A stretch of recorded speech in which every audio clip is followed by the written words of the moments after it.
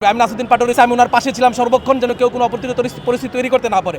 এর মধ্যে ওনার পরিকল্পিত লোকজন, ওনার সাথে যারা ছিল তাদের থেকে ওনারা ডিম মারাইছে। এই যে দেখেন আমার এবং আমাদের টিম মারছে। এই যে আপনি দেখেন, এই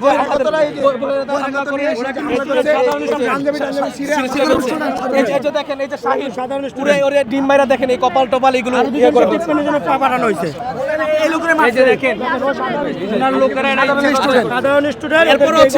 এরপরে উনি যখন এইগুলোর পর উনি মিডিয়া বাইট দিতে গেছে, উনি তখন আবার মির্জা আব্বাস নিয়ে উল্টাপাল্টা মন্তব্য করছে। আমি বলতেছি নাসির ভাই, আমি ওনার পাশে ছিলাম, আমি বলছি নাসির ভাই আপনি দেখেন আপনি কেন উল্টাপাল্টা কথা বলতেছেন, আপনার লোকজন এই পরিস্থিতি তৈরি করছে।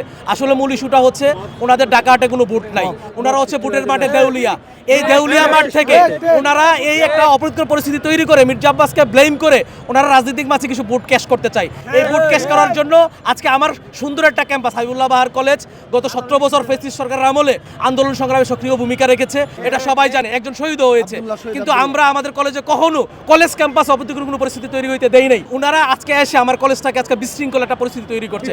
এর জন্য নাসিরউদ্দিন পাটোয়ারির কাছে আমার প্রশ্ন, আপনি আমার এই সুশৃঙ্খল ক্যাম্পাসটাকে যে বিশৃঙ্খল করছেন, এর জন্য আপনার জবাবদিহিতা করতে হবে একদিন ইনশাআল্লাহ।